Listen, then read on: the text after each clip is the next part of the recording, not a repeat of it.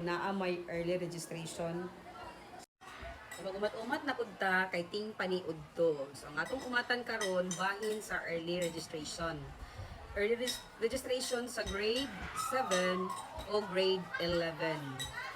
Kung ikaw usa ka estudyante nga mahumana sa grade 6 o grade 10, usa ka ginikanan nga nagtinguha og maayong kaugmaon para sa imong anak, panahon na aron magpa-enroll og sayo sa among tulungaan diri sa Tubigon West National High School, Ilihan Norte, Tubigon, Bohol.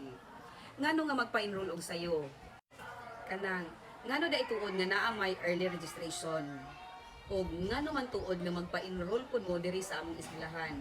Atong tubagon una o ngano nga naay early registration. Ipatubag din ni Ma'am Karen. So, atong ipangutanan ni Ma'am Karen kung nganong naanay early registration sa grade 6 nga mo grade 7 o grade 10 nga mo grade 11. Akong ipangutanan si Ma'am Karen ani kung ngano gud nang naa may early registration. Kay sige ma'am. According to the memorandum issued January 21, 2025 by the DepEd, so adunay early registration for school year 2025-2026.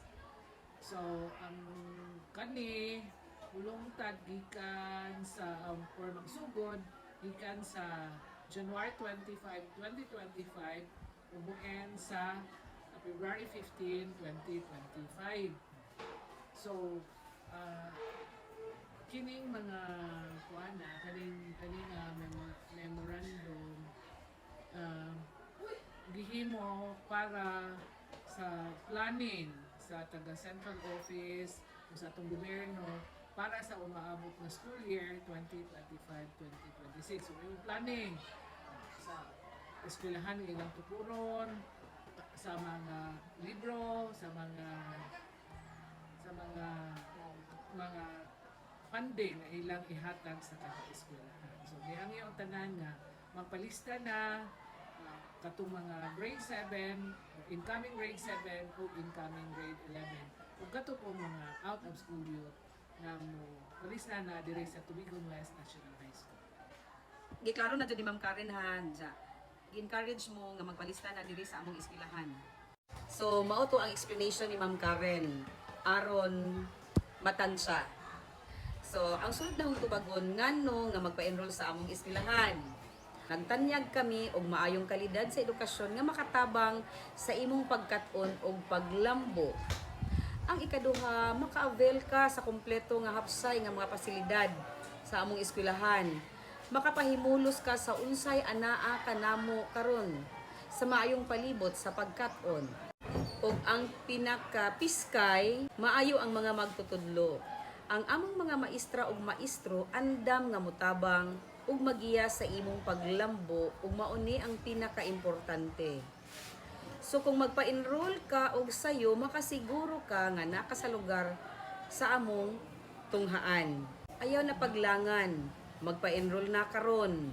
Aduna na kami giapod-apod sa mga eskwelahan sa elementarya sa mga registration forms og sa mga kapitan para sa mga out of school youth. O mo tigay ni Ma'am Karen, gihatag sa mga kapitan ang mga suwat ang registration forms para sa mga out of school youth. Makatabang mi sa pagkat-on sa inyong mga anak sa maayong pagi. Ug usa pa, makatabang mi sa paglambo nila sa umaabot ka panahon. Samot na ang mga grade 7 nga mauna ang pinaka-angay tutukan kay na sila sa stage nga mag-transition gikan sa elementary to high school. Nakadungog mo ani ipaambit kini nga mensahe sa inyong mga higala sa pamilya aron ma-aware pod ang uban. Og aduna may mga dugang kasayuran, bisitaha lang ang eskwelahan. Daghang salamat.